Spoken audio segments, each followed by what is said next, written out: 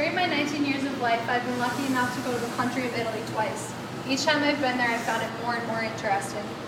I feel that the establishment, the interactions and lifestyles are aspects that everyone should be able to witness. They're simply beautiful. The first aspect of Italy that I find interesting is the establishment. During the 19th century BC, this country was founded. It was during the modern period and the European wars. The language was established in the 12th century. It was used mainly by people there for literature and poetry. In large places such as Italy and Switzerland, the Italian language is still used today. The size of this country is slightly larger than Arizona in the United States. It's boot-shaped, like most people know, and according to a 2012 census, there are 61 million people in Italy. The largest city of Rome is housing 4 million people. The next aspect that I find interesting are the interactions. By interactions, I mean things that people do while they're in the country of Italy.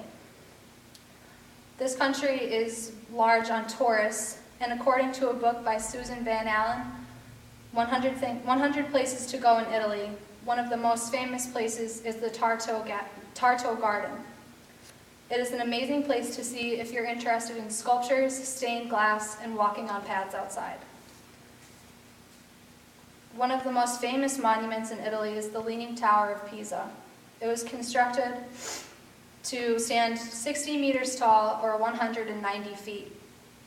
It used to stand upright until construction ruined it, and now it stands at a 10-degree angle. It took 200 years to complete this sculpture, and anyone can go to the top of it now by purchasing a ticket and walking up almost 100 stairs. But be careful, you might get dizzy. The architecture in Italy is very beautiful, and one of the most famous statues that people go to view is the David, constructed by Michelangelo. In 1501 to 1504, Michelangelo created this 17-foot marble sculpture that is completely naked. It used to stand outside, but they figured the weather would ruin it, so now it's inside at the Accademia Gallery in Florence, Italy. The final interesting aspect of Italy is the lifestyles. Most people know that the cuisine in Italy is much different than it is in the United States. The most important meal for them is lunch, called il pranzo, and breakfast is just not that important. It's called il prima colazione, and it consists of biscuits and coffee. The most important dish in Italy is pasta, and there are hundreds of kinds that people don't even know about. On the table in Italy, you would always find bread, water, and wine.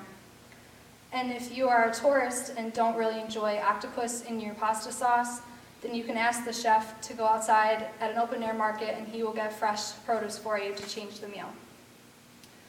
Shopping is also very popular in this country, and tourists need to know some very simple tips. According to Reed Bramblett, tourists must be selective.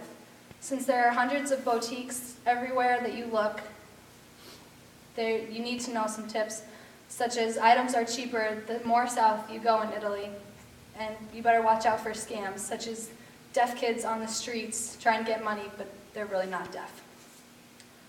Activities in Italy, such as the opera, jazz show, and puppet shows, are very popular, and soccer games, which they call football, are one of the main things. On every street there are performers, such as musicians and artists, and you can also view churches that even don't look real. A lot of people take ride on gondolas, mopeds, segways, and bikes just to view the country because it makes it seem more different.